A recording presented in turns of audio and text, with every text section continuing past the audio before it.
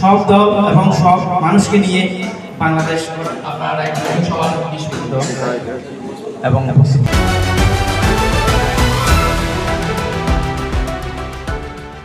সত্যের সন্ধানে SV news 24 TV. বোয়ালখালীতে বদর দিবস উপলক্ষে জামায়াতে ইসলামীর ইফতার মাহফিল। এসভি নিউজ 24 টিভি এর সাথে আমি আছি নাসরিন সুলতানা। এবার বিস্তারিত সংবাদ। চট্টগ্রামের বোয়ালখালীতে মহান বদর দিবস উপলক্ষে উপজেলা জামায়াতে ইসলামীর উদ্যোগে বিশিষ্ট ও রাজনৈতিক ব্যক্তিবর্গের সম্মানে এক ইফতার মাহফিল ও আলোচনা সভা অনুষ্ঠিত হয়েছে। শনিবার ৭ মার্চ স্থানীয় একটি হোটেলে অত্যন্ত আনন্দঘন ও ভাব গাম্ভীর্যপূর্ণ পরিবেশে এই আয়োজন সম্পন্ন হয়। বোয়ালখালী উপজেলা জামায়াতে ইসলামীর আমির ডাক্তার খোরশেদ আলমের সভাপতিত্বে এবং উপজেলা অ্যাসিস্ট্যান্ট সেক্রেটারি মোহাম্মদ জাহাঙ্গীর আলমের সঞ্চালনায় অনুষ্ঠানে স্বাগত বক্তব্য রাখেন উপজেলা বাইতুল মাল বিভাগের অর্থ সম্পাদক আব্দুল মান্নান।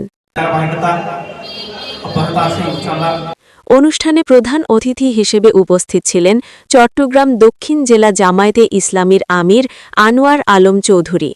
বিশেষ অতিথি হিসেবে উপস্থিত ছিলেন মহিষখালী সরকারি কলেজের প্রভাষক আব্দুল ওয়াজেদ সজল।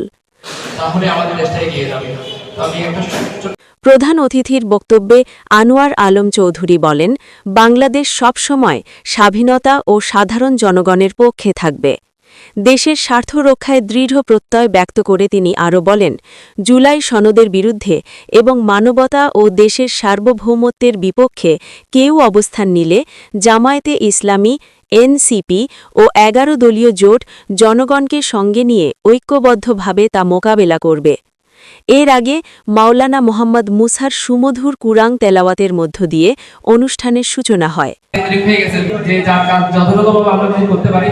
অনুষ্ঠানে বোয়ালখালী উপজেলা এনসিপির আহ্বায়ক মোহাম্মদ ইয়াসিন সহ অন্যান্য নেতৃবৃন্দ বক্তব্য রাখেন। ইফতার মাহফিলে স্থানীয় রাজনৈতিক, সামাজিক ও পেশাজীবী নেতৃবৃন্দ অংশগ্রহণ করেন। উল্লেখযোগ্যদের মধ্যে উপস্থিত ছিলেন বোয়ালখালী প্রেস ক্লাবের সভাপতি মোহাম্মদ সিরাজুল ইসলাম, সহসভাপতি অ্যাডভোকেট সেলিম চৌধুরী, সাংগঠনিক সম্পাদক সৈয়দ মোহাম্মদ নজরুল ইসলাম, সাংবাদিক মোহাম্মদ মুজাহিদুল ইসলাম, সাংবাদিক সৈয়দ মোহাম্মদ মুদ্দাসের, বিশিষ্ট চিকিৎসক ডাক্তার মাহবুবুল আলম ও ডাক্তার রুহুল আমিন। এছাড়া আরও উপস্থিত ছিলেন মাওলানা দিদারুল আলম, মোহাম্মদ ওসমান, মোহাম্মদ হারুন, বাংলাদেশ শ্রমিক কল্যাণ ফাউন্ডেশনের নেতা মাওলানা মফিজুর রহমান সহ স্থানীয় গণ্যমান্য ব্যক্তিবর্গ। শেষে দেশ, জাতি ও মুসলিম উম্মার শান্তি ও সমৃদ্ধি কামনা করে বিশেষ মোনাজাত করা হয়। এরপর আমন্ত্রিত অতিথিরা একসঙ্গে ইফতারে অংশ নেন। SV news 24 TV, Boalkhali, Chittagong.